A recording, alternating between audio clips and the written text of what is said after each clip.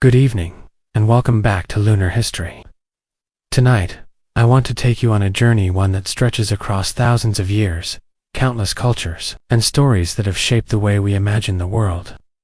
This is not just a tale of fire-breathing beasts or winged monsters from fairy tales. This is the story of the dragon, the most enduring mythical creature in human history. Think about it for a moment. Why is it that civilizations, oceans apart, with no contact, all told stories of giant, scaled beings? From the great empires of Mesopotamia to the kingdoms of Europe, from the river valleys of China to the mountain villages of Japan, people described creatures that could fly, coil, spit fire, command storms, or guard hidden treasures. Dragons were never just monsters in the dark, they were symbols of nature, power, order, and chaos itself. In Mesopotamia, a dragon became the shape of the world's very beginning. It is a fascinating thought that across the expanse of continents, divided by oceans and mountains and centuries of separation, human beings, who had never seen one another nor shared the same tongue, still whispered stories of creatures so strangely alike that one might wonder whether they were born from a shared memory. In the fertile lands of Mesopotamia, where rivers like the Tigris and Euphrates carved life into the desert, and where cities rose in clay and stone, storytellers spoke of vast serpents that swam in the primordial waters, embodiments of chaos itself. And these were not idle inventions meant to frighten children, but living symbols that helped explain the violence of floods, the terror of drought, and the fragile balance that allowed life to flourish. If we follow the same thread further east, into the heart of China, we find a very different vision of the dragon. One not bound to destruction, but instead to renewal, to rain. Two rivers that overflow their banks and nourish rice fields. And in that vision the dragon was not only a beast of myth, but a companion woven into daily life. Honored in temples, painted on walls, carried in festivals, and even stitched into the very robes of emperors, as a sign that heaven itself had granted them authority. Travel westward, and the story changes shape yet again. In the hills and valleys of Greece, the dragon often stood guard, not simply a random adversary, but a sentinel over sacred groves, springs, or treasures of immeasurable value, and the hero who dared to approach was forced to prove not only his strength, but also his cunning, for a serpent with many heads could not be defeated by brute force alone. And the lesson embedded in those tales was that true victory required wisdom, strategy, and sometimes the sacrifice of blood or loyalty. Across the northern seas, among the sagas of Norse poets, the dragon transformed once more into a brooding creature that lay heavy upon gold. Not merely an animal, but a warning about the consuming hunger of greed. A beast that embodied the dangers of wealth hoarded without purpose. A danger so great that even the bravest kings paid with their lives to put it down. What makes this truly remarkable is not only that each culture imagined such beings, but that despite their differences, the image of the dragon always carried weight far beyond its scales and claws. In Mesopotamia, the slaying of Tiamat by Marduk was nothing less than the birth of order itself. The victory that allowed the sky to be lifted and the earth to take shape. In Egypt, the endless nightly battle against Apep was the assurance that dawn would come again, and the sun would rise over the Nile. In Europe, the dragon came to represent the obstacles between humanity and divine gifts, whether the treasure of knowledge, the blessing of water, or the reward of justice. And in Asia, the dragon's presence was inseparable from the cycles of rain and growth, the quiet truth that without water there is no harvest, and without harvest there is no life. So when we look at these stories, not as isolated fantasies, but as echoes that traveled across time and geography, we begin to see that dragons were not simply invented monsters, but if we listen carefully to what these stories whisper through the centuries, we begin to understand that the dragon was never just a beast drawn from idle imagination, but rather a shape that human beings gave to the most overwhelming and uncontrollable forces of the natural world. Forces that could not be tamed with tools or explained with reason. Forces that threatened survival and yet demanded to be faced. When storms darkened the horizon and the winds tore through the fields with a violence no human hand could stop, people imagined that Somewhere above the clouds a great serpent thrashed in fury, its body twisting as lightning cracked like the lash of its tail.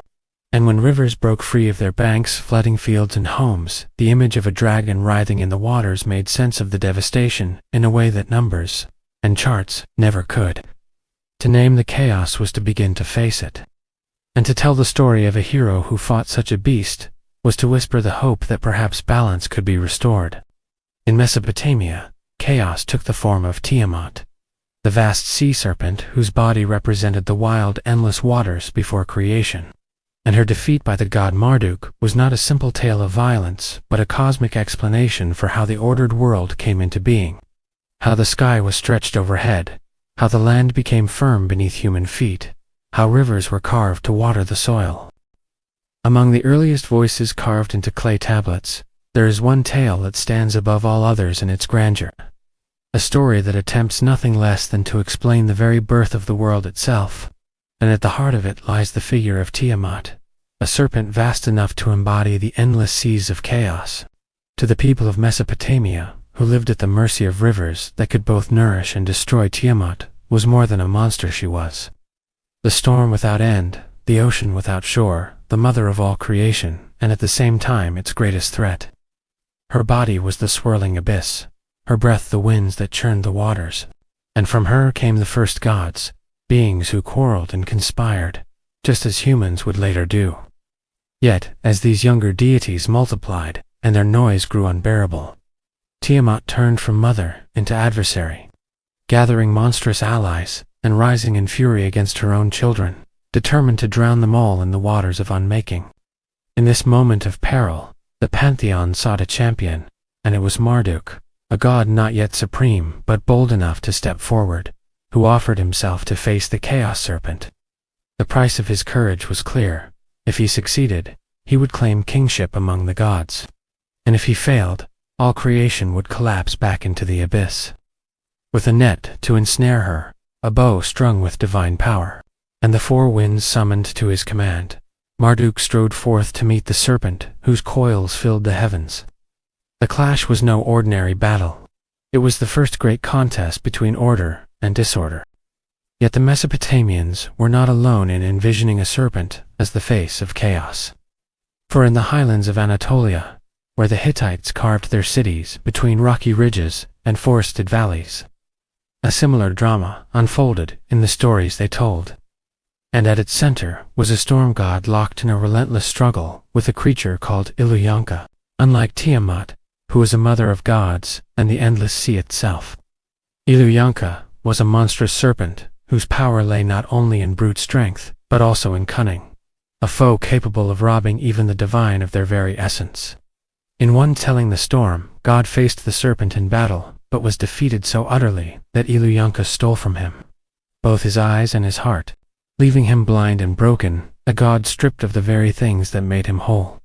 For the Hittites, this was more than myth. It was a chilling reflection of how easily the forces of disorder could unmake sight, courage, and the will to lead. But the story did not end in despair, for even in defeat there lay the seed of renewal. With the help of a goddess who wove her plans with quiet precision, the storm god prepared his vengeance. A great feast was laid, food and wine in abundance, and the unsuspecting serpent, lured by indulgence, came forth to eat and drink.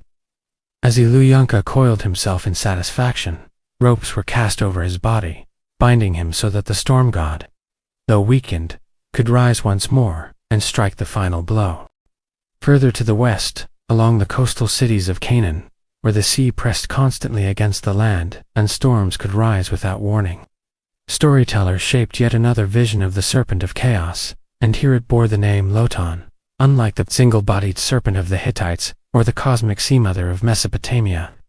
Lotan was described as a creature of many heads, 7 in number, each one twisting and turning with its own life, so that to strike one was never enough, for another would always rear back in defiance. Against this embodiment of the storm's terror stood Baal, the great lord of thunder and rain, a god upon whom the lives of farmers and fishermen alike depended.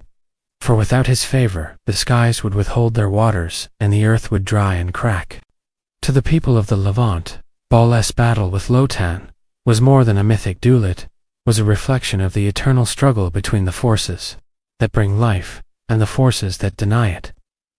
The stories carved on clay tablets at Ugarit tell us that Lotan was known as the fleeing serpent and the twisting serpent, names that capture both his elusiveness and his power to coil around the world like a tightening snare. When Baal rose against him, he was not fighting for glory or for wealth, but for the very rhythm of the seasons, for the rains that must come in their time, and for the crops that must grow if villages were to survive another year.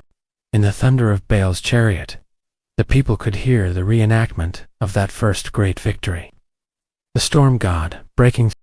When the traditions of QAnon mingled with the faith of Israel, the image of the many-headed serpent did not vanish, but was transformed, taking on the name Leviathan, a creature whose very presence in the Hebrew Bible preserved the memory of the ancient sea monster while deepening its meaning into a symbol of powers that no mortal hand could ever hope to restrain.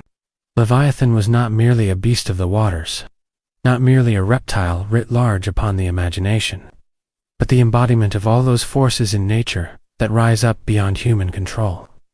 The floods that break through walls, the storms that flatten fields, the creatures of the deep that slip beyond sight and comprehension. In the Psalms, Leviathan appears as a reminder of divine mastery, its heads crushed by the Lord, its strength scattered so that the seas themselves yield to the hand that orders creation. In those verses, the act of defeating Leviathan is not presented as a simple triumph of a warrior god, but as the eternal assurance that chaos, no matter how terrifying, lies ultimately beneath the rule of heaven. In the book of Job, the description of Leviathan grows even more elaborate, and in that poetry one can hear both awe and dread, for the monster is described in language so vivid that it seems to live and breathe on the page. Its scales are said to be like impenetrable shields, fitted together so tightly that no blade can slip between them.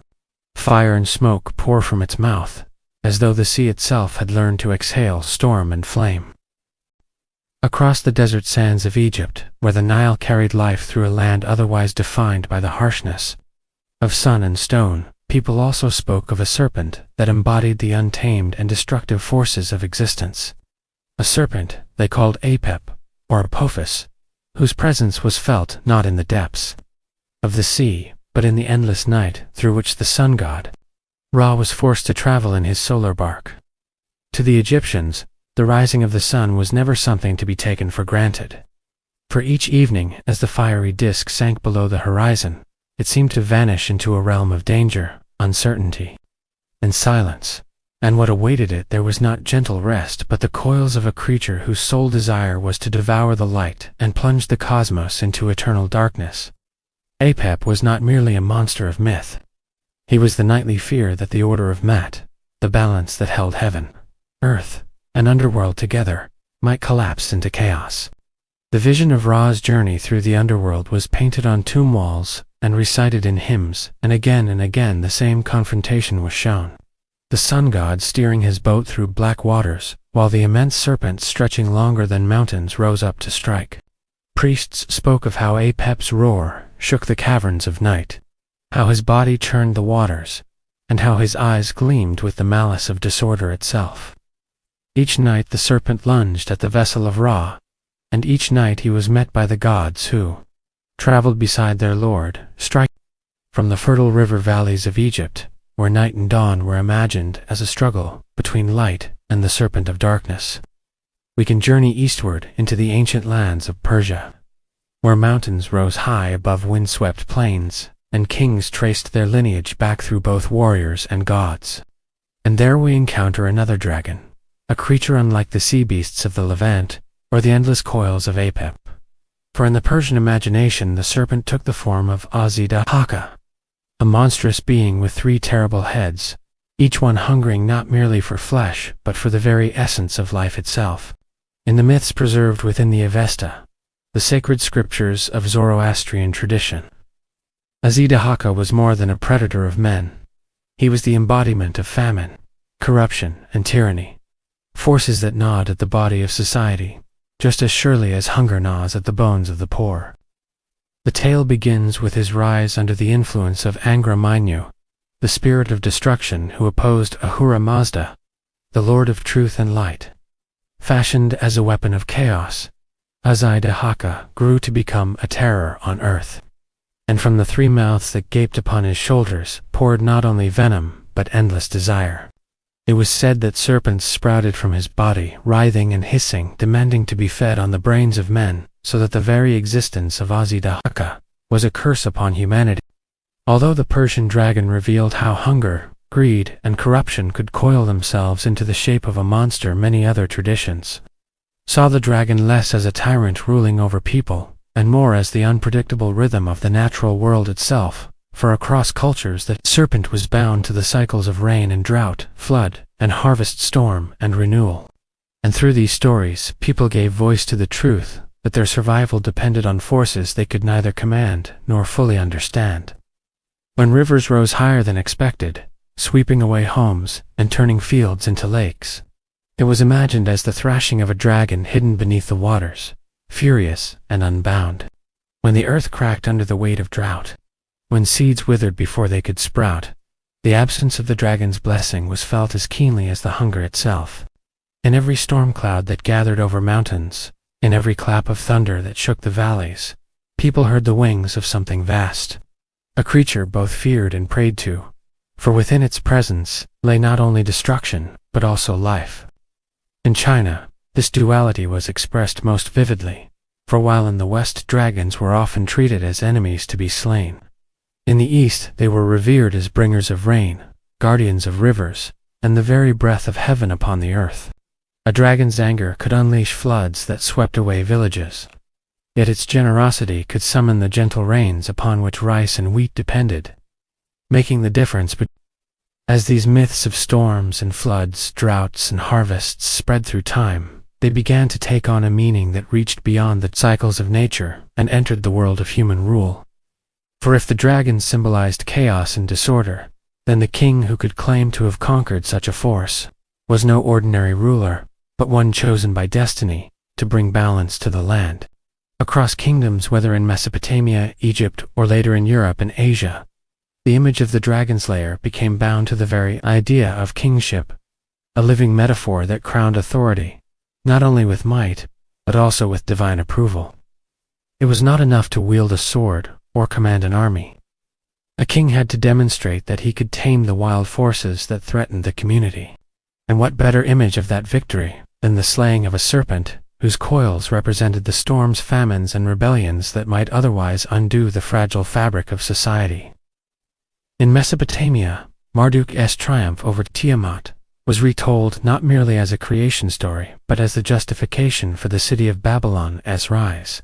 For each new king would perform rituals that reenacted his victory, aligning himself with the god who had carved order from chaos.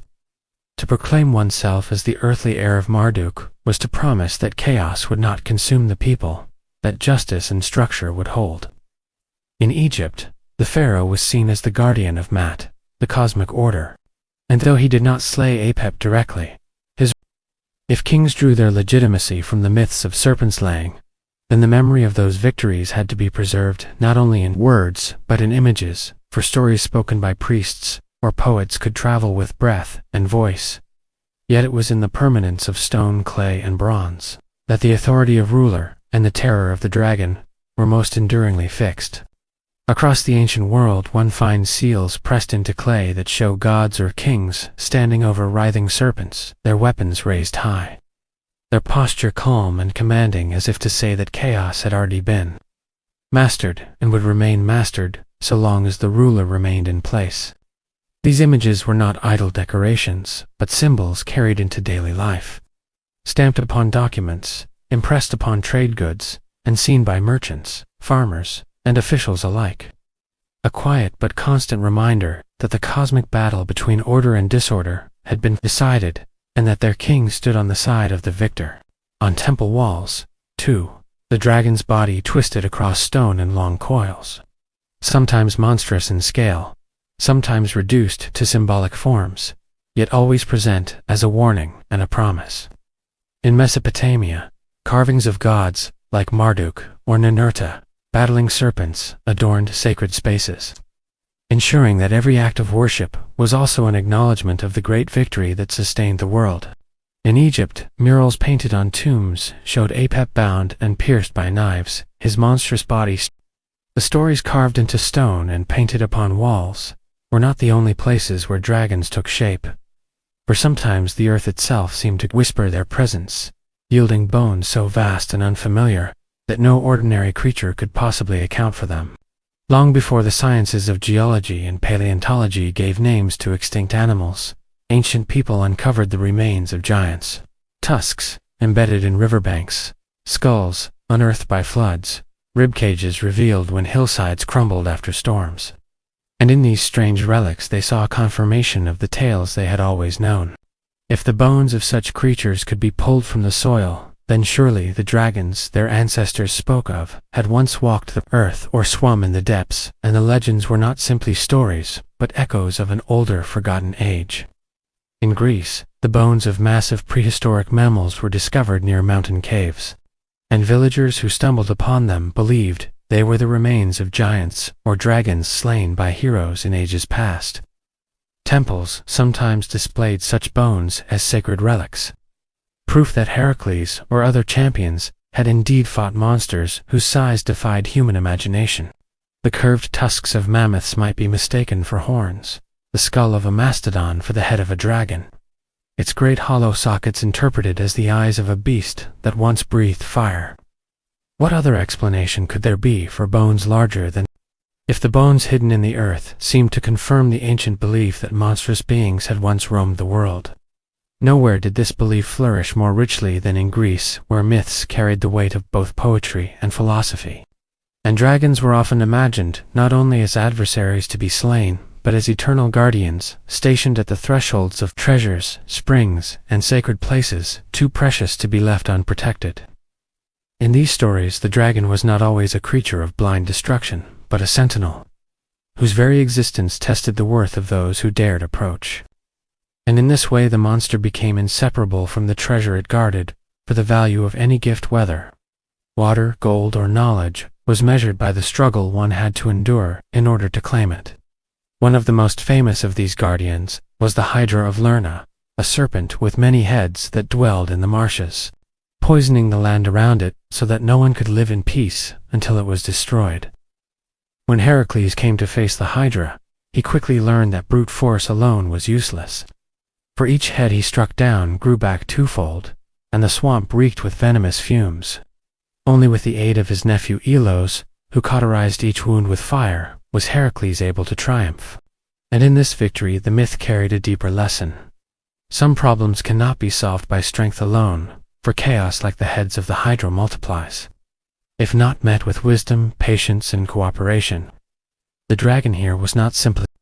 Among all the dragons of Greece, none has left a mark upon imagination quite like the Hydra of Lerna, for this creature embodied not only the terror of venom and death, but also the maddening truth that some problems grow worse the harder one struggles against them, and so its legend became more than a tale of heroism, it became a lesson in wisdom.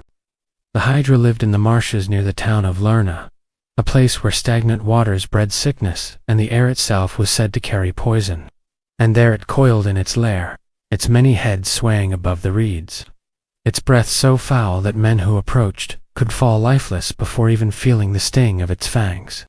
To slay such a monster was no small feat, and it was assigned to Heracles as the second of his great labors, proof that his strength and courage would be tested not against simple beasts, but against horrors that reflected the very chaos of life. When Heracles came upon the swamp, he soon discovered the Hydra's true horror. For every head he severed with his sword, two more sprouted in its place, hissing and striking with renewed fury. The more fiercely he fought, the more overwhelming his enemy became, and the marsh echoed with the clash of steel against scale. The splash of waters churned by thrashing coils, the roar of a hero who found his every effort met with greater resistance. In that moment, the Hydra revealed itself not merely as a beast, but as a symbol of problems that multiply when treated with brute force alone, dangers that grow in strength when approached without strategy or care. Yet Heracles was not destined to fall. If the Hydra of Lerna had shown that some monsters must be met with both strength and strategy, then the tale of Jason and the Argonauts revealed another. Truth that there are dragons so relentless in their watchfulness, so untiring in their purpose, that brute force alone is useless, and only cunning patience and song can win the day.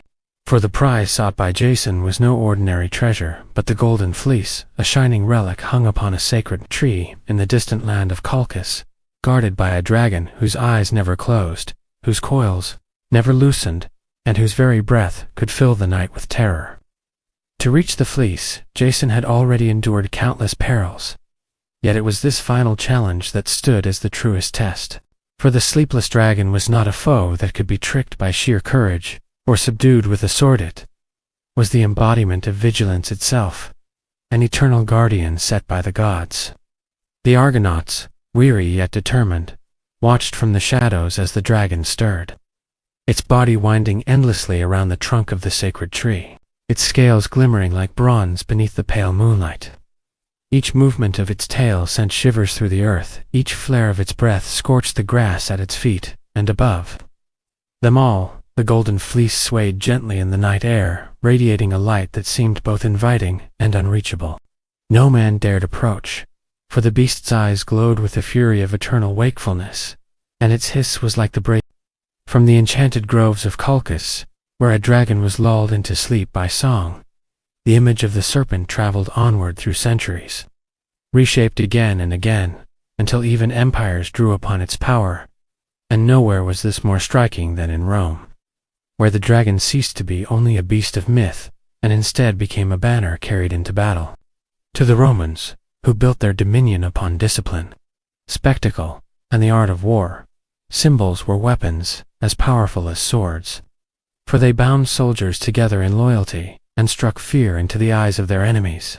Among these standards, the most fearsome was the Draco, a dragon-shaped windsock mounted upon a pole, its mouth wide open, its body woven from fabric that streamed behind it like a living serpent.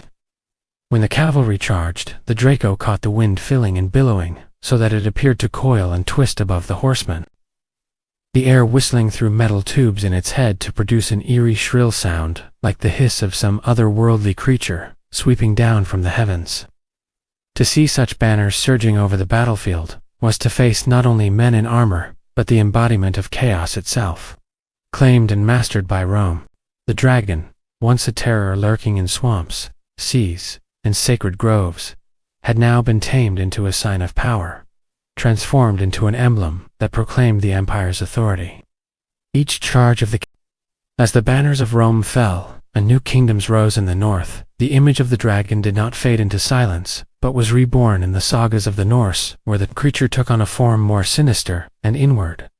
No longer the storm or the flood or the banner of an empire, but the very embodiment of greed that festers within the heart. Among these tales, none is more haunting than that of Fafnir, a man who, corrupted by lust for treasure, was transformed into a dragon, doomed to coil forever around the gold he would not share. In this legend, the dragon is not simply an external foe, but the shadow of human desire itself. The hunger that turns brother against brother, and leaves even kings hollow in their triumph. Fafnir's story begins not as that of a beast, but as that of a prince, the son of a king who, alongside his brother, coveted a cursed hoard of gold, a treasure that glimmered with both beauty and doom. The hoard had been won through treachery and murder, steeped in a curse that promised death to all who possessed it, and yet Fafnir could not resist its lure. When he murdered his own kin to claim the treasure for himself, the gold twisted his soul, and the curse did its work, transforming him into a dragon, scales hard as iron, breath reeking of venom, eyes burning with the fire of suspicion. He slithered into the wilderness, where he coiled around his hoard, not as a guardian appointed by gods, but as a miser who trusted no one, a monster whose very existence testified to the destruction. Where the Norse sagas gave the dragon the shape of greed and corruption, the Old English epic of Beowulf carried the creature into yet another realm of meaning. For here, the serpent became the shadow not only of desire, but of mortality itself, a reminder that even kings, even heroes who once seemed invincible, must one day face an enemy they cannot fully overcome. The poem tells us that Beowulf, who in his youth had slain Grendel and triumphed over the monster's vengeful mother, lived to reign for 50 winters, ruling his people with wisdom and strength. Yet when age had bent his back and silvered his hair, another dragon arose, coiled around a hidden hoard of gold in the earth, awakened by the theft of a single cup. And this dragon did not threaten him alone, but the very survival of his kingdom. To confront it was not a choice, but a duty, and in that duty lay this story's deepest truth, that kingship is not about comfort or the preservation of self, but about sacrifice, the willingness to give everything so that others might endure. The dragon of Beowulf was no ordinary beast, but a terror whose fire could reduce halls to ash, whose rage could scatter armies, and whose presence struck despair even in seasoned warriors. Yet the aging king resolved to face it, knowing that his strength was no longer what it had been, but unwilling to abandon his people to ruin. He gathered companions, men who had sworn loyalty to him, and together they approached the dragon's barrow, its entrance glowing with the heat of flames that poured forth like. After the death of Beowulf and the fading of the great epics, the dragon did not disappear from northern imagination, but settled instead into the soil and rivers of the land, woven into the folktales of villages and countryside, where the people who lived far from royal courts and grand epics still found in the serpent a way to explain the dangers that lurked close to home. In England and Scotland, the dragon became not a cosmic adversary or a symbol of mortality, but a more intimate terror, something that rose from rivers, from hillsides, or from the darkness of forgotten places, too. Plague farms devour livestock and hold entire communities in fear. These were not the creatures of mythic poetry, but the worms, as they were often called, vast serpentine monsters that wound their way into local memory. Among the most famous were the lambton worm and the linton worm, tales that turned the dragon into a neighbor, a shadow upon the very fields where children played and farmers toiled. The story of the lambton worm begins with a young man named John Lambton, a reckless youth. While in the green valleys of England and the misty hills of Scotland, dragons were remembered as worms that poisoned rivers, devoured livestock, and cursed families. In China, the image of the dragon was transformed into something far more benevolent, a creature not of devastation, but of blessing, a cosmic presence tied to the very lifeblood of the land. To the Chinese imagination, the dragon was not the enemy of humanity, but its companion, guardian, and guide, the force that stirred the clouds, summoned the rains, and ensured that fields would flourish when the planting season arrived. In a land where agriculture was the foundation of life, where the abundance of rice and grain determined the fate of dynasties, the dragon became the symbol of water itself, the rivers that carved valleys, the storms that swept across plains, the rains that nourished seedlings and brought forth harvests. To see a dragon carved upon a temple wall or embroidered upon a robe was not to see terror, but to glimpse the promise of prosperity, balance, and continuity. Unlike the fire-breathing monsters of Europe, the Chinese dragon was long-bodied and serpentine, with whiskers like flowing rivers, scales like shimmering jade, and claws that grasped not to destroy but to command the elements. It flew without wings, moving as effortlessly through clouds as fish through water, and wherever it traveled, rain was said to follow. Festivals celebrated its presence, with dragon dances weaving through streets. Great painted bodies, carried by dancers who made it twist and coil as if alive, the people clapping and drumming in rhythm to call down good fortune. To honor the dragon was to honor the balance of heaven and earth. For without rain the people would starve, and without the blessing of the dragon the fields would wither. This reverence carried directly into the heart of politics, for the emperor himself was regarded as the son of heaven, and the dragon became his emblem, proof that his rule was sanctioned by forces greater than himself. Imperial thrones were carved with dragons, imperial robes embroidered with their forms, and imperial decrees sealed with their images. The connection was clear. Just as the dragon commanded rain to fall and rivers to flow, so too did the emperor command order to be maintained and prosperity to be ensured. When the harvests were bountiful and the people content, it was said the emperor carried the mandate of heaven, his rule aligned with cosmic harmony. But when drought struck, when floods swept away villages, or when famine brought suffering, whispers arose that the dragon had withdrawn its favor, that the emperor's mandate was lost, and that change was coming. Thus, the dragon was not only a symbol of reign and power, but also of legitimacy itself, the heavenly contract upon which dynasties rose and fell. What makes this vision of the dragon so striking is how completely it contrasts with the monsters of Europe and the Near East. In China, the dragon did not need to be slain, for it was not chaos incarnate, but harmony embodied. A reminder that humanity, as greatest ally, is not always the sword raised against the serpent, but the reverence shown to the forces that sustain life. The dragon here was the storm made sacred, the river made divine, the very breath of heaven upon the land. The vision of the dragon as a bringer of fortune, balance, and heavenly blessing that flourished in China stands in sharp contrast to the image that took hold across much of Europe, where the dragon was almost always cast as a destroyer, a beast whose very existence threatened the lives of farmers, villages, and even kingdoms. In China, the coiling form of the dragon painted across temple walls or embroidered upon the robes of emperors carried with it the promise of rainfall, prosperity, and harmony between heaven and earth. But in the imagination of medieval Europe, to see a dragon was to see ruin on the horizon, flames consuming fields, hordes of treasure locked away in caves, and entire communities living in fear until a hero came forth to strike the monster down. Thus, where the East saw the dragon as a companion and guardian, the West saw it as an adversary, a shadow that had to be destroyed before peace could return. This division reveals more than difference in storytelling.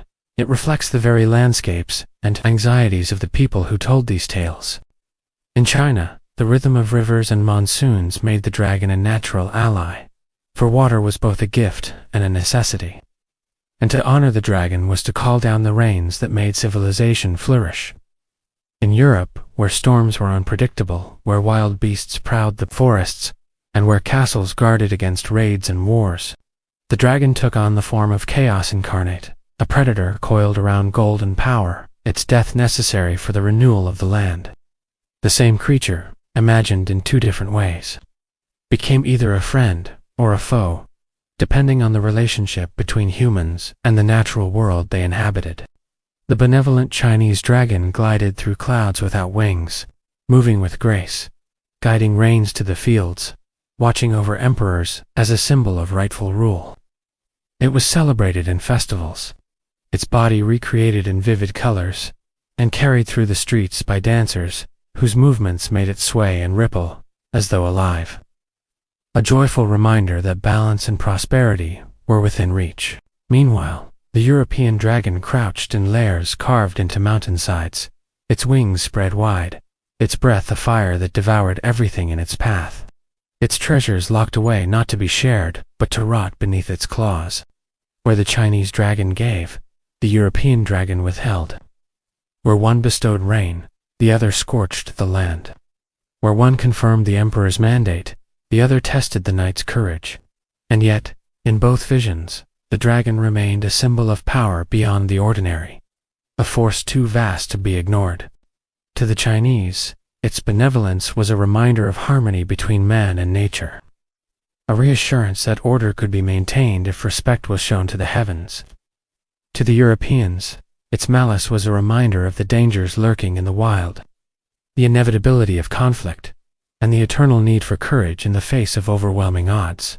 Two dragons born of the same human need, to explain the inexplicable, to embody the immense forces that shape life, and yet transformed by culture into opposite reflections. One blessing, the other curse. One crowned with clouds, the other with fire. Beyond the mountains that separated China from the Indian subcontinent, the serpent took on yet another form. Neither wholly benevolent like the dragon of the East, nor wholly destructive like the beast of the West, but as a guardian that straddled the line between danger and blessing, protector and challenger, known as the Naga. In India and throughout Southeast Asia, Nagas were envisioned as great serpentine beings who dwelled in rivers, lakes, and subterranean palaces, creatures of immense beauty and power whose presence was woven deeply into the fabric of daily life. To the farmers who depended on the monsoon rains and the steady flow of rivers like the Ganges and the Mekong, the Nagas were more than myth. They were the unseen custodians of fertility and renewal. the ones who controlled the waters that gave life to crops and sustained entire civilizations. The Nagas were not mindless beasts, but intelligent and sometimes divine figures, often depicted with jewel-encrusted hoods or multiple heads that shimmered like lotus petals. They were guardians of treasures, both physical and spiritual, keepers of the mysteries of the earth, and sometimes even companions to the gods themselves. In Hindu tradition, the great serpent, Shisha, bore the weight of the cosmos upon his coils, providing a resting place for Vishnu between the cycles of creation and destruction. His endless body, symbolizing stability and endurance. The serpent, Vasuki, another Naga, was wrapped around Mount Mandara in the great churning of the cosmic ocean. His body pulled by gods and demons alike to draw forth the nectar of immortality. In these myths, the Nagas were not enemies of the divine, but essential partners in the unfolding of creation. Beings whose strength was tied to the very order of the cosmos. In Buddhist traditions, too, the Nagas carried a sacred role. It was said that when the Buddha meditated beneath the Bodhi tree, the Naga king Mukulanda rose from the waters and spread his great hood to shelter him from storms, shielding the enlightened one with his coils until the rains had passed. In this vision, the Naga became not only a guardian of rivers, but also a guardian of wisdom, a being who recognized truth and bent his power toward its protection. For monks and devotees across India, Cambodia, Laos, and Thailand, images of Nagas winding along temple staircases or coiling at the entrances of sacred spaces served as reminders that wisdom itself is a treasure guarded by vigilance, and that the path to enlightenment requires courage to pass through thresholds protected by serpents.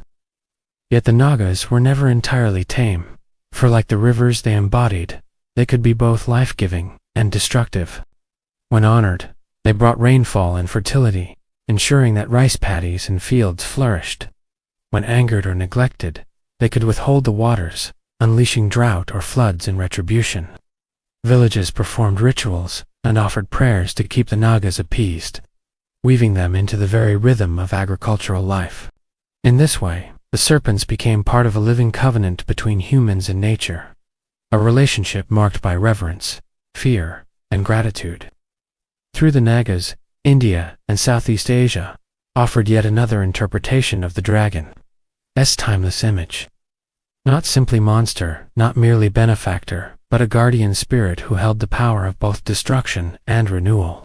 Fertility and wisdom, a reminder that the waters which sustain life must always be respected, for within them dwell forces as vast and mysterious as the serpents that coil unseen beneath their depths. As the traditions of India spread and intertwined with the great current of Buddhism flowing across Asia, the figure of the Naga deepened in meaning, no longer seen only as the guardian of rivers and fertility, but also as a protector of wisdom itself, standing watch over truths that were meant to endure beyond kingdoms and lifetimes. In these stories, the Nagas did not simply coil around treasures of gold or jewels, as so many serpents of other cultures were said to do, but around treasures of the mind, the teachings that could liberate humanity from suffering. Their role as guardians was thus elevated, for what they protected was not merely sustenance for the body, but nourishment for the spirit. Scriptures that carried the promise of awakening. Perhaps the most famous of these tales speaks of the Buddha himself, sitting in deep meditation beneath the Bodhi tree in the days after his enlightenment. As he entered into profound states of contemplation, the skies darkened, clouds gathered, and rains poured down in torrents that threatened to sweep away even the earth beneath him. From a nearby lake rose the Naga king Mukulanda, a being of immense majesty, his coils shimmering as he encircled the Buddha to form a seat, his great hood unfurling above like a living canopy to shield the enlightened one from the storm. For 7 days, Mukulanda stood guard, not with fire or venom, but with shelter and protection, embodying the reverence that even the most powerful beings felt toward wisdom.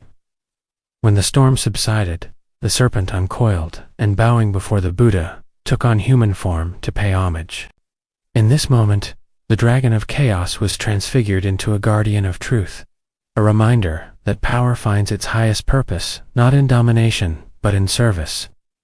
Beyond this tale of compassion, Buddhist tradition also tells of Nagas safeguarding scriptures and relics, hiding sacred texts in their underwater palaces until the time was right for them to be revealed. Monks and teachers spoke of how, in times of decline or danger, the Nagas would keep the Dharma safe, preserving it from corruption and loss. To the faithful, this was no mere metaphor, but a living covenant. The wisdom of the Buddha was too precious to be left vulnerable, and so the serpents themselves had sworn to guard it, waiting patiently until humanity was ready to receive it again. Thus temple architecture across Southeast Asia and beyond came to depict Nagas lining staircases and gates, not only as guardians of space, but as guardians of knowledge, reminding devotees that the path to enlightenment was protected by beings of immense power and vigilance. What is striking about these traditions is how they reshape the very nature of the dragon, from foe to ally, from chaos to order, from fear to reverence. In Buddhist stories, the Naga is not something to be slain, but something to be honored, for its strength is turned toward the preservation of wisdom and the protection of those who seek truth. Where in Europe the dragon was vanquished by steel, in Buddhism the serpent bowed before compassion, recognizing in the Buddha a power greater than any storm, the power of awakening. And so in temples and stories the Naga remained coiled, not in malice but in guardianship, a reminder that even the most fearsome of forces may one day be transformed by the light of wisdom into a shield of mercy. As the currents of myth spread further east, winding their way through mountain ranges, across seas, and into new lands, the dragon once more adapted, taking on fresh shapes and deeper meanings in Vietnam, Korea, and Japan. Here, the dragon was not only a guardian of water and wisdom, but also a figure of ancestry, kingship, and legitimacy. A being so entwined with the destiny of nations that entire dynasties traced their origins to its coils. Unlike the destructive beasts that knights fought in European tales, these dragons were woven into the very bloodlines of rulers, celebrated as progenitors of peoples, bringers of rain, and keepers of harmony between the heavens and the earth. In Vietnam, the dragon known as Rainengus, revered not as an enemy, but as the divine ancestor of the nation itself. One of the most enduring legends tells of Lcc Long Quan, the dragon lord, who descended from the waters and married Yusi, a mountain fairy. Together they gave birth to 100 children, from whom the Vietnamese people are said to descend. This myth was not simply a story of origins, but a declaration of identity, uniting land and water, mountain and sea, into a single shared ancestry. The dragon here symbolized not only fertility and rainfall vital to the rice fields that sustained life, but also unity, for just as rivers and mountains joined, so too did the people find their common root in the marriage of dragon and fairy. The image of the dragon was carved into temples and woven into courtly symbols, not as a monster to be defeated, but as a father to be honored, a reminder that the nation's strength flowed directly from its mythical ancestor. In Korea, the dragon called Yong was also bound to water, rain, and kingship, often seen as a guardian spirit dwelling in rivers and seas, bringing prosperity when honored. Korean dragons were depicted with long whiskers and antler-like horns, their forms echoing the benevolence of Chinese dragons but carrying their own distinct qualities. They were deeply tied to the figure of the king, who was regarded as the earthly reflection of heaven's order. To rule was to be blessed by the dragon, for it was the creature who commanded the rains that fed the rice paddies, and the abundance of harvests was taken as proof of a ruler's legitimacy. Myths even spoke of dragon kings beneath the sea, presiding over vast palaces, their courts filled with treasures of coral and pearl. Yet their greatest gift always remained the rains they sent to bless the earth. Thus, the dragon in Korea stood as a bridge between human rulers and divine mandate, a visible sign that heaven's blessing continued to flow into the land. In Japan, the dragon rider was both guardian and deity, often associated with water shrines and revered as protectors of sacred spaces. Unlike the winged serpents of the West, Japanese dragons were long, slender, and graceful, embodiments of the rivers and seas upon which island life depended. Legends told of Rirjin, the dragon god of the sea, who ruled from a palace of crystal beneath the waves and possessed the jewels that controlled the tides. Emperors traced their lineage to this divine dragon, binding imperial power to the ocean's rhythm, and reinforcing the idea that rulership was not merely political, but cosmic. In shrines and festivals, dragon dances honored these beings as bringers of rainfall, protectors of fishermen, and symbols of balance between humanity and nature. Across Vietnam, Korea, and Japan, the dragon was less a monster than a mirror, reflecting the hopes of rulers and the needs of farmers, embodying rain when drought threatened, embodying ancestry when unity was called for, embodying legitimacy when dynasties sought to claim heaven's favor. Here, the serpent was no longer chaos to be slain, but order to be celebrated, the spiral of scales, not a threat, but a lifeline coiling. From the sky to the earth, from the past to the present, binding the fate of entire peoples within its enduring form. Though Japanese traditions often celebrated dragons as guardians of water and protectors of shrines, the ancient myths recorded within the Shinto tradition reveal another face of the serpent, this time as an adversary of gods themselves, embodying the wild and destructive side of nature that demanded divine intervention. Among these tales, none is more powerful than the story of Susanoo, the storm god, and his battle with the monstrous Yamada no Orochi, the eight-headed, eight-tailed serpent whose vast body sprawled across valleys and rivers. A beast so immense that its eyes glowed red as blood, and its breath withered the very earth around it. Unlike the benevolent dragons of rain and fortune, Orochi was pure devastation, consuming daughters of mortal families, year after year, until despair spread across the land like a second darkness. The story begins when Susanoo, cast down from the heavens after clashing with his sister Amaterasu, wandered the mortal realm in exile. As he walked along a riverbank, he encountered an old man and woman weeping beside their daughter, the last of 8 children. They revealed to him their plight. Every year, the great serpent emerged to devour one of their daughters, and now only this young maiden remained. Orochi's hunger could not be appeased, its coils winding around the mountains, its many heads striking like lightning, its tail crushing everything in its path. Moved by both compassion and the chance to redeem his name, Susanoo promised to slay the beast in exchange for the maiden's hand in marriage. But this was no battle to be won with reckless fury. Susanoo devised a clever plan, ordering the family to brew vast quantities of sake and prepare 8 vats, one for each of the monster's heads. When the night came and the ground shook beneath Orochi's approach, the serpent found the vats waiting, the air thick with the smell of rice wine. One by one, each head bent down to drink, lured by the intoxicating sweetness, until the creature was overcome with drunken stupor, its coils loosening, its roars softening into groans.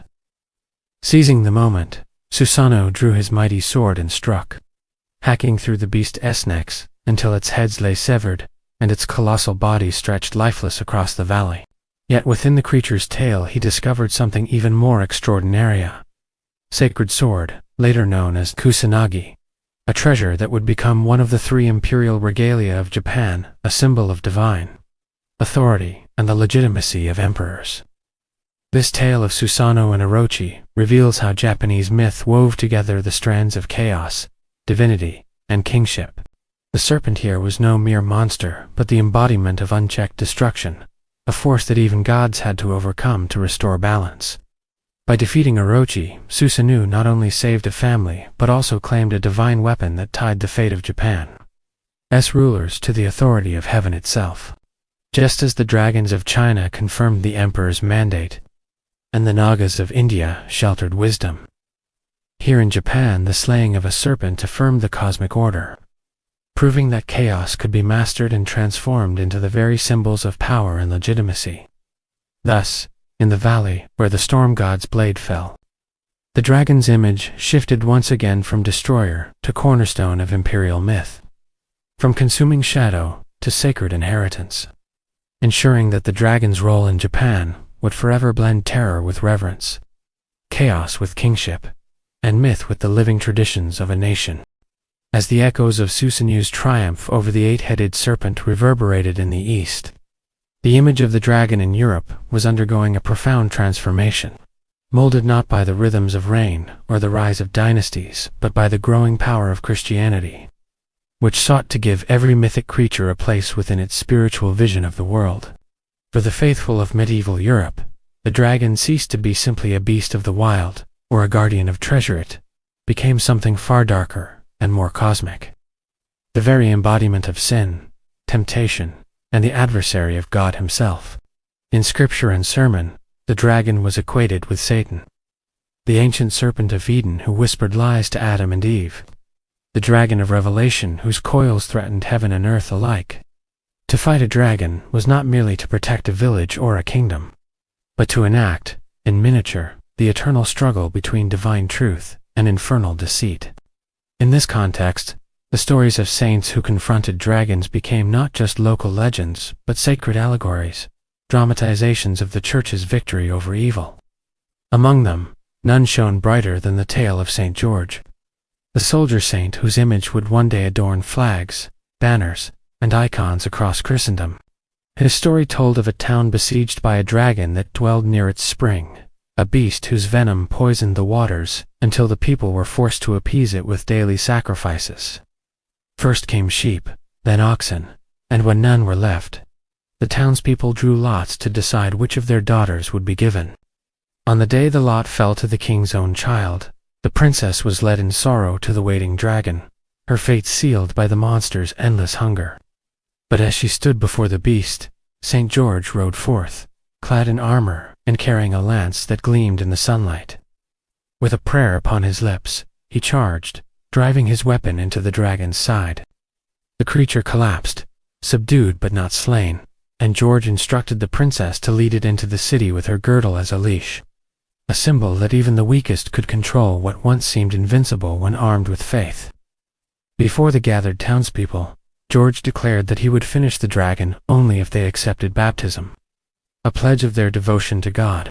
When they agreed, the beast was killed, and from that day the town was freed, its spring cleansed, its people saved, not only from the dragon, as terror, but in the eyes of the Church, from the greater peril of spiritual death. The image of St. George standing victorious over the dragon became one of the most enduring icons of the medieval world, painted in frescoes, carved into stone, and carried into battle as a symbol of divine favor.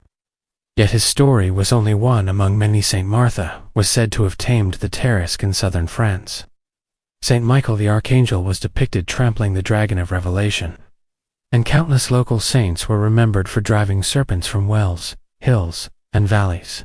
Each story, though varied in detail, carried the same message: that evil, however vast or fearsome, could be overcome by faith, courage, and divine grace. Thus, in the hands of Christianity, the dragon became not only an emblem of chaos, but the very image of the devil, the enemy whose defeat was necessary for salvation. Where other cultures had seen in dragons a reflection of nature's cycles, or the legitimacy of kings, the medieval Church saw the eternal struggle between heaven and hell, a drama in which every believer was called to play their part. And so, from stained glass windows to illuminated manuscripts, the dragon of Europe took on its most sinister form, yet no longer a mere beast of scales and fire, but sin itself, waiting to be conquered by saints, angels, and all who followed the path of faith. Yet, even as medieval tales filled churches and villages, with stories of saints and knights plunging lances into the hearts of monstrous serpents, not every tradition saw the dragon's fate as death, nor was every tale resolved with blood upon the ground. Across many cultures, there runs another thread, quieter, yet no less powerful: the idea that dragons, with all their terror and majesty, might sometimes be subdued, not through destruction, but through transformation, bound into service, appeased with reverence, or even tamed by those who understood that power need not always be met with the sword. In these stories, the dragon was not simply the embodiment of evil to be purged, but a force of nature and spirit that could be redirected, its strength turned toward harmony instead of ruin. The story of St. George itself hints at this possibility. For before the dragon was slain, it was led into the city by a maiden's girdle, gentle as a beast put on a leash. The moment suggests that the creature, once subdued, was not beyond control, that even the weakest could master it when armed with faith. Similarly, in France, the tale of St. Martha and the Tarasque does not end in fiery battle, but in taming. The Teresk was a dragon-like monster that terrorized the Rain Valley, impervious to weapons and feared by all who saw it.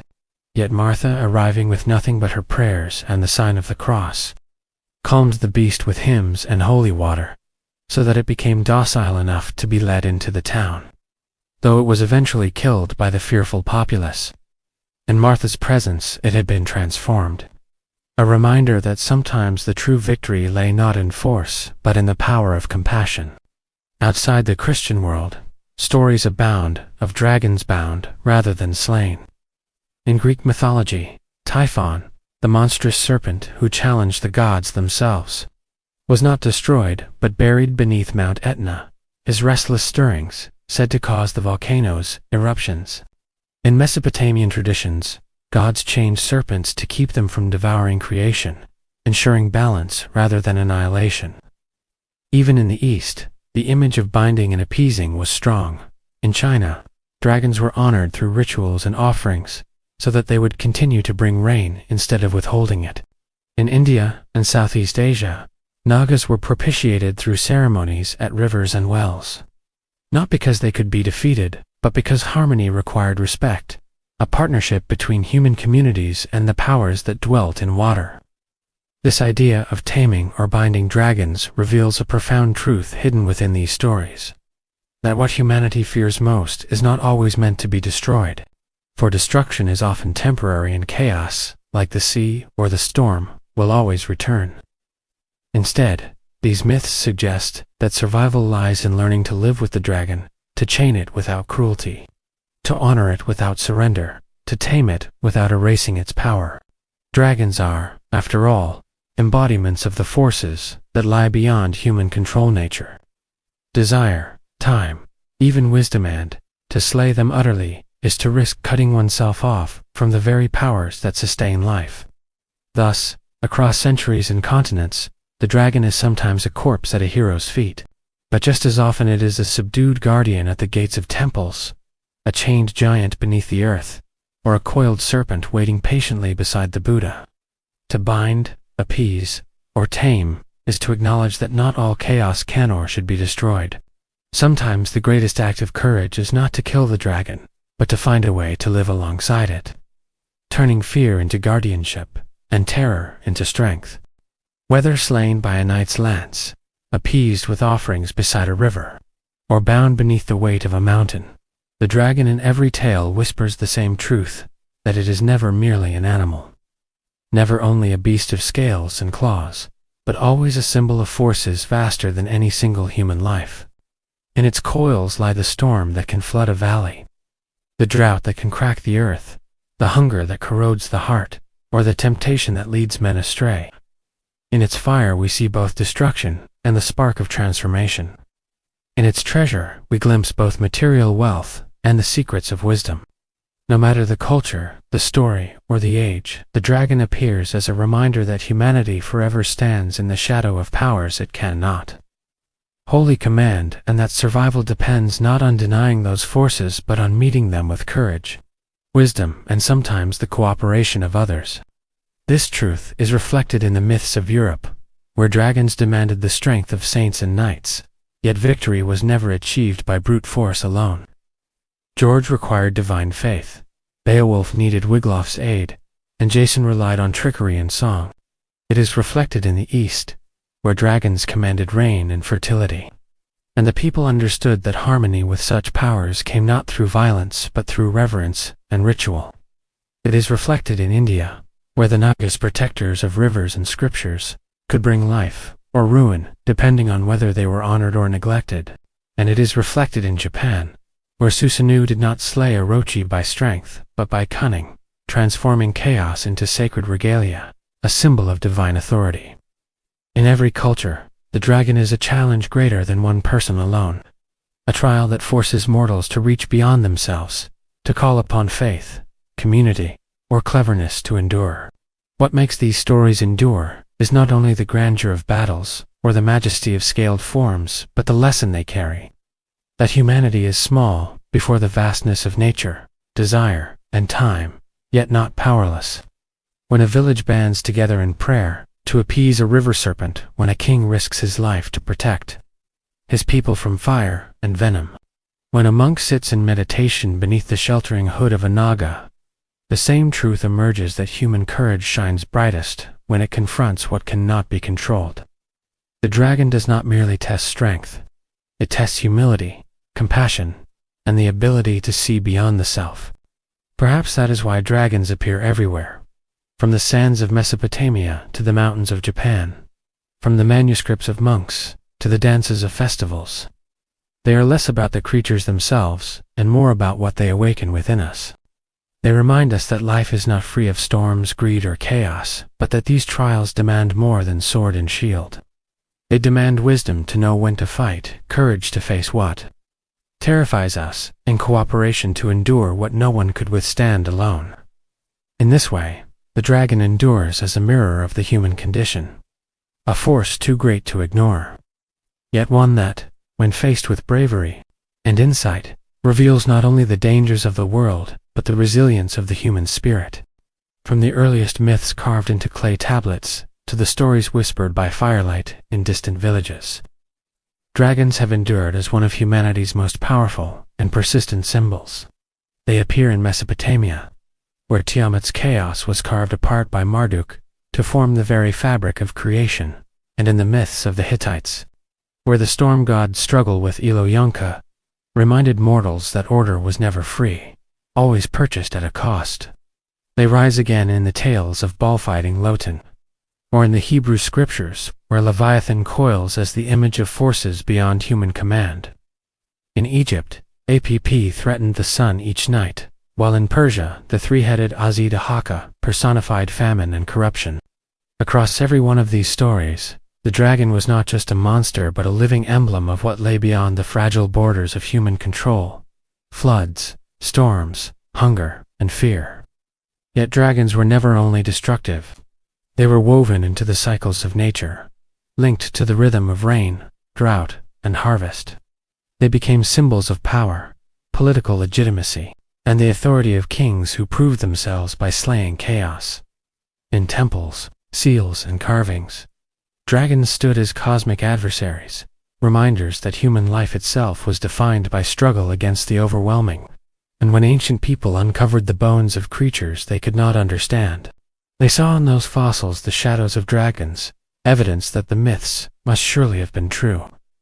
The Greeks told of dragons as guardians of sacred spaces and treasures, challenges placed in the paths of heroes like Heracles, who found that cutting one head only multiplied his foe, or Jason, who learned that guile and music could succeed where brute strength failed. The Romans transformed the dragon into a banner of war, the Draco standard flying above cavalry, hissing and writhing in the wind, a spectacle designed to show that the empire itself had mastered chaos. In the cold north, the Norse spoke of Fafnir, a man turned dragon by greed, whose coils around his hoard revealed the danger of desire unbound. And in the Old English poem of Beowulf, the dragon was no longer just treasure's guardian, but mortality itself, demanding the life of the aged king, even in victory. As centuries passed, the dragon entered local folklore, no longer cosmic alone, but immediate, haunting English rivers as the Lambton worm, or sprawling across Scottish hills as the Linton worm, reminders that even quiet villages could not escape the shadow of serpents. In the East, however, dragons took on a very different shape. In China, they coiled through clouds, bringers of rain and fortune, symbols of balance, prosperity, and the mandate of heaven. In contrast to Europe's fire and ruin, the Chinese dragon was benevolent, a sign of harmony between heaven and earth. India and Southeast Asia envisioned nagas as guardians of rivers, fertility, and wisdom, protectors of sacred waters, and even scriptures themselves. Buddhist tradition tells of Mukulanda, shielding the Buddha beneath his hood during storms, a serpent transformed into a guardian of enlightenment. Further east, dragons became the ancestors of nations. In Vietnam, the people traced their lineage to the Dragon Lord and the Fairy, a union of water and mountain. In Korea, the dragon was bound to kingship, the divine source of rainfall and legitimacy. In Japan, dragons lived both as protectors of shrines and as forces of chaos embodied in the monstrous Yamata no Orochi, whose defeat by Susanoo gave rise to the sacred sword. Kusanagi, a treasure-binding divinity to the imperial line. Christian Europe took a different path, reshaping the dragon into the very face of evil. In sermons and stained glass, the dragon became Satan, temptation, and sin itself. Conquered by saints like George and Michael, symbols that the Church's faith could overcome chaos and corruption. And yet even here, not all dragons were slain. Some were bound, subdued, or tame-chained beneath mountains, calmed by holy water, or led docile by a maiden's girdle, reminders that not every overwhelming force can be destroyed, and some must be transformed or endured. And so, after tracing dragons through every land and story, a single thread emerges. These creatures, whether winged or wingless, serpentine or scaled, are never simply monsters. They represent forces greater than ourselves: storms, greed, mortality, sin, time, wisdom, and nature itself. They call upon humanity to answer, not only with strength, but with courage, cleverness, reverence, and unity. To face a dragon is to face the truth that life is fragile, that the world is immense, and that only by standing together, with wisdom and resolve, can people hope to meet what lies beyond their control. That is why dragons endure. They are chaos and order, destruction and fertility, guardian and foe, ancestor and adversary. They belong to every culture because they are, in truth, reflections of us, our fears, our hopes, our struggles, and our resilience. To speak of dragons is to speak of what it means to be human in a world that is always larger, stranger, and more powerful than we are. And with that, may your night be calm, your dreams vivid, and your rest as deep as the waters where the dragons sleep. Good night.